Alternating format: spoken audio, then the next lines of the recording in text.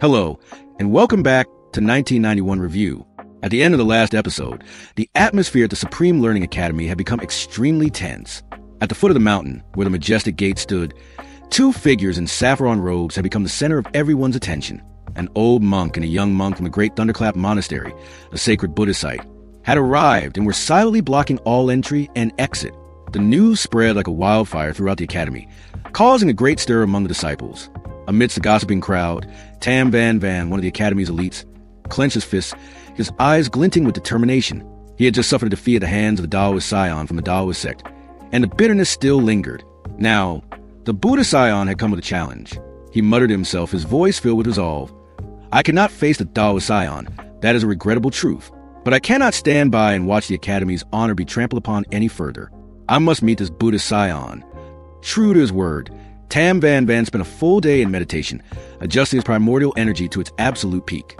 The next morning, dressed in neat martial attire with a long sword strapped to his back, he strode proudly to the main gate and declared his challenge to the young monk. The confrontation was swift.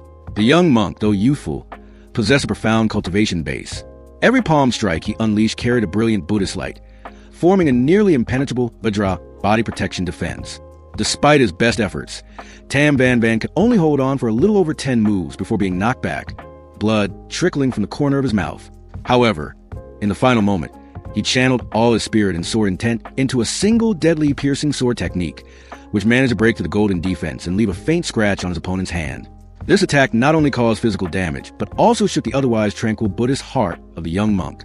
Despite his defeat, Tam Van Van's actions earned him the admiration of everyone present. The princes and princesses in attendance all nodded in approval. To land a blow that could breach the Vajra body protection was a feat sufficient to place his name among the top 10 masters of the Supreme Learning Academy. While the front lines were in turmoil, in the rear guard, Tan Muk was undertaking a completely different mission. At the request of the Dragon Cheelin, he had to find an azure ox that was hiding somewhere within the academy. With the help of the little fox, Ho Lin Ni, and her keen sense of smell, he quickly located the target, which was leisurely grazing in a lush vegetable garden behind a mountain. Upon arrival, Ten Muk was stunned. This was no ordinary ox. Its entire body was covered in a jade green hide, and its rippling muscles contained explosive power. More astonishingly, it stood upright on its hind legs like a man, and a layer of shimmering dragon scales grew on its neck. This was a clear sign that it had cultivated and absorbed the incredibly potent Nine Dragons' chi. Just as Tan Muk was marveling at the sight, the azure ox spotted the intruder. A ferocious glint flashed in its eyes. Possessing a fiery temper just like its master, it didn't waste a second, immediately charging straight at Tan Muk. Tan Muk, still oblivious of the danger, was planning to make a friendly introduction. He flashed a welcoming smile and began, "This brother ox." Before he could finish his sentence, the ox was upon him.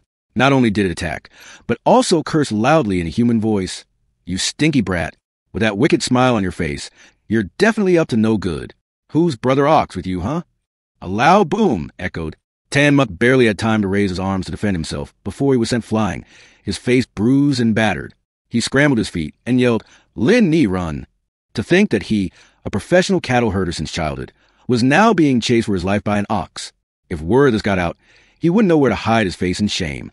The moment Tan Muk disappeared, the azure ox immediately trotted back to tattle to his master, reporting that someone was trying to steal vegetables. And its master was none other than the boss Sun Te-Tu, one of the most powerful figures in the academy. As for Tan Muk, after getting thoroughly thrashed, he decided to take revenge based on the principle: if you can't beat them, poison them. On his way to prepare his tools, he conveniently stopped by the young ancestor's thatched cottage. Upon entering, he found the ancestor radiating a murderous aura, clearly furious about the academy's humiliation at the main gate. Seeing Tan Muk, he asked in a stern voice, "Why did you not go out to face the Buddhist?" "Scion." Tan Muk immediately deployed his superb acting skills. He adopted a feeble posture and spoke in a weak whisper. "Ancestor, you don't understand. I just had a great battle with the Taoist scion and suffered severe internal injuries. Look, my hand was even pierced through with a hole. Oh, where did the scar go?"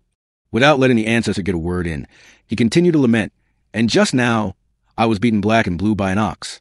Your own young cult master gets beaten so miserably, yet you do nothing. Why should I be the one to stand up for the Supreme Learning Academy?" Seeing the ancestor's silence, Tan Muk pressed his advantage, bluntly criticizing the academy for being too weak, and then loudly proposing, "How about our Heavenly Saint cult follows their example? We could gather our people and blockade the Supreme Learning Academy's gates to show off our might." At this, the young ancestor could no longer hold back. He slammed his hand on the table and roared. You brat, what more do you want? You won't act unless there's a profit in it for you. Is that it? Should I invite the Imperial Preceptor to come and preach to you again? I've already invited him once. If I do it again, where will I put my old face? Who else can you ask me to invite? The Emperor? Hearing this, Tan Muk's eyes lit up as he asked probingly. The Emperor can also come to Supreme Learning Academy to preach? The young ancestor was truly speechless with this rascal. He switched tactics, resorting to goading him with a smirk. Fine. Or is it that you simply don't dare to fight the Buddha Scion? Could it be that you know you are no match for him? Tan Muk immediately puffed out his chest and confidently declared himself the peerless hegemon body of this world, claiming that fighting the Buddha Scion or the Daoist Scion was all the same to him. The ancestor could only shake his head in exasperation and wave him away. Meanwhile, back at the Imperial Palace, Emperor Dianfeng had summoned Kolai None and officially appointed him to the position of Grand Chancellor of the Academy, preparing to replace the soon-to-retire young ancestor. Returning to Tan Muk, his plan for revenge against the Azure Ox was now in motion. He headed straight for the Imperial Medical Hall with Ho Lindy, explaining along the way that he was going to create the Seven Bewilderment Fragrance, a knockout incense so potent it could incapacitate even masters at the Celestial Being Realm, which required a special, sealed cauldron. Tan Muk's arrival made the old physicians in the hall as happy as if they'd struck gold. They still vividly remembered his astonishing medical skills.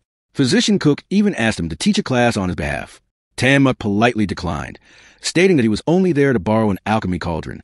When he began concocting the medicine, everyone present witnessed an unbelievable performance.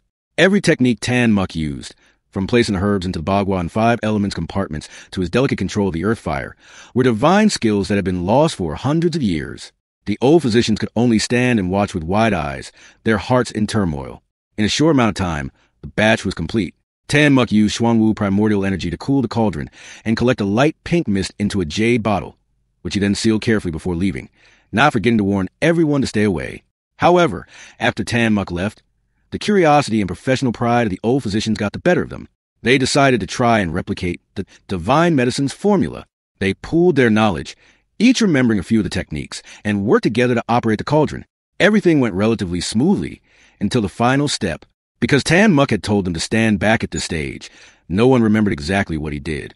After some discussion, they recklessly decided to open the lid to take a look. Instantly, a sweet, captivating fragrance filled the great hall. What followed was a terrifying scene. From a physician standing closest to all the disciples studying far across the hall, everyone collapsed one by one, falling into a deep unconsciousness. The knockout drug was so powerful that its victims felt their limbs and minds disappear, their internal spirit embryo completely paralyzed. The dreadful news spread quickly. The Chan Master Fapcon, who was nearby, immediately led a team of monks to rush in and provide aid.